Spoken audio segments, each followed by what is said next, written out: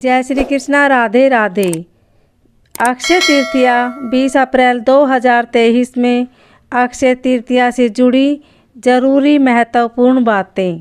अक्षय का अर्थ होता है जो कभी ख़त्म न हो, और इसलिए ऐसा कहा जाता है कि अक्षय तृतीया वह तिथि है जिसमें सौभाग्य और शुभ फल का कभी क्षय नहीं होता।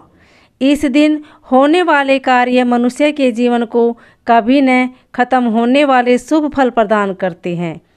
इसलिए यह कहा जाता है कि इस दिन मनुष्य जितने भी पुण्य कर्म तथा दान करता है उसे उसका शुभ फल अधिक मात्रा में मिलता है और शुभ फल का प्रभाव कभी खत्म नहीं होता।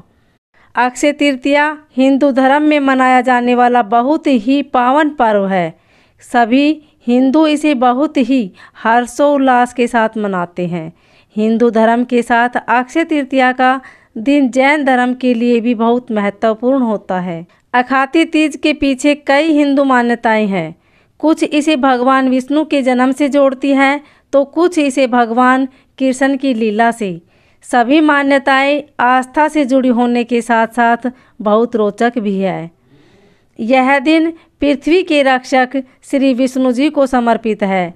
हिंदू धर्म की मान्यता के अनुसार विष्णु जी ने श्री परशुराम के रूप में धरती पर अवतार लिया था। इस दिन परशुराम के रूप में विष्णु जी 6वीं बार धरती पर अवतरित हुए थे और इसलिए यह दिन परशुराम के जन्म दिवस के रूप में भी मनाया जाता है। धार्मिक मान्यता के अनुसार विष्णु जी त्रेता एवं द्वापर युग तक पृथ्वी पर चिरंजीवी अमर रहे। परशुराम सप्त ऋषि में से एक ऋषि है। जमदग्नि तथा रेणुका के पुत्र थे। यह ब्राह्मण कुल में जन्मे और इसलिए अक्षय तृतीया तथा परशुराम जयंती को सभी हिंदू बड़े धूमधाम से मनाते हैं। दूसरी मान्यता के अनुसार त्रेता युग के शुरू होने पर धरती की सबसे पावन माने जाने वाली गंगा नदी इस दिन स्वर्ग से धरती पर आई। गंगा नदी को भागीरथ धरती पर लाए थे। इस पवित्र नदी के धरती पर आने से इस दिन की पवित्रता और बढ़ जाती है, इसलिए यह दिन हिंदुओं के पावन पर्व में शामिल है। इस दिन पवित्र गंगा नदी में डुबकी लगाने से मनुष्य के पाप नष्ट हो जाते हैं। अक्षय तृतीया के दिन माँ अन्नपूर्णा का भी पूजन किया जाता है और माँ से भंडारे भरपूर रखने का वरदान मांगा जाता है। अन्नपूर्णा के पूजन में रसोई तथा भोजन में स्वाद बढ़ जाता है। इस दिन कुबेर भगवान के दरबार में खजांची ने शिवपुरम नामक जगह पर शिव की आराधना कर उन्हें प्रसन्न किया था। कुबेर की तपस्या से प्रसन्न होकर शिवजी ने कुबेर से वर मांगने को कहा। कुबेर ने अपना धन एवं संपत्ति लक्ष्मी जी से पुनः प्राप्त करने का वरदान मांगा। तभी शंकर जी ने कुबेर को लक्ष्मी जी का पूजन करने की सलाह दी। इसलिए तब से लेकर अब आज तक अक्षय तृतीया पर लक्ष्मी जी का पूजन किया जाता है। लक्ष्मी विष्णु पत्नी है, इसलिए लक्ष्मी जी के पूजन के पहले भगवान विष्णु की पूजा की जाती है। दक्षिण में इस दिन लक्ष्मी यंत्रम की पूजा की जाती है, जिसमें विष्णु लक्ष्मी जी के साथ साथ कुबेर का भी चित्र रहता है। अक्षय तृतीया के दिन ही महर्षि वेदव्यास ने महाभारत लिखना आरंभ की थी। इसी दिन महाभारत के युधिष्ठिर को अक्षय पात्र की प्राप्ति हुई थी। इस अक्षय पात्र की विशेषता थी कि इसमें से कभी भोजन समाप्त नहीं होता था। इस पात्र के द्वारा युधिष्ठिर अपने राज्य के निर्धन एवं भूखे लोगों को भोजन देकर उनकी सहायता करते थे। इसी मान्यता के आधार पर इस दिन किए जाने वाले दान का पुण्य भी अक्षय माना जाता है, अर्थात इस दिन मिलने वाला पुण्य कभी खत्म नहीं होता। यह मनुष्य के भाग्य को सालों साल बढ़ाता है। महाभारत में अक्षय तृतीया की एक और कथा प्रचलित है। इस दिन दुशासन ने द्रौपदी का चीरहरण किया था।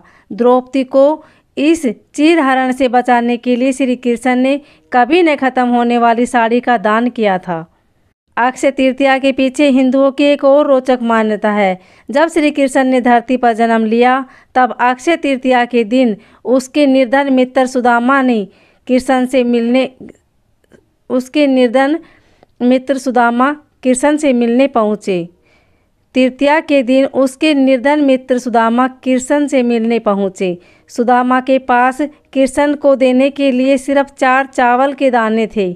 वही सुदामा ने कृष्ण के चरणों में अर्पित कर दिए, परंतु अपने मित्र एवं सबके हृदय के जानने वाले अंतर्यामी भगवान सब कुछ समझ गए और उन्होंने सुदामा की निर्धनता को दूर करते हुए उनकी झोपड़ी को परिवर्तित कर दिया और उसे सब सुविधाओं से संपन्न बना दिया।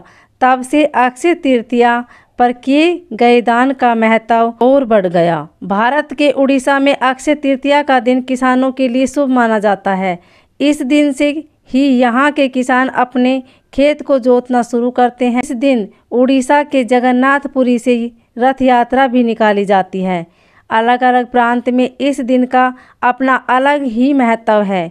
बंगाल में इस दिन गणेश जी तथा लक्ष्मी जी का पूजन कर सभी व्यापारी द्वारा अपनी लेखा जोखा बुक शुरू करने की प्रथा है। इसे यहाँ हलखता कहते हैं। पंजाब में भी इस दिन का बहुत महत्व है। इस दिन को नए मौसम के आगाज का सूचक माना जाता है। इस अक्षय तृतीया के दिन जाट परिवार का सदस्य ब्रह्म मुहूर्त में अपने खेत की ओर जाते हैं। उस रास्ते में जितने अधिक जानवर एवं पक्षी मिलते हैं उतना ही फसल तथा बरसात के लिए शुभ शगुन माना जाता है।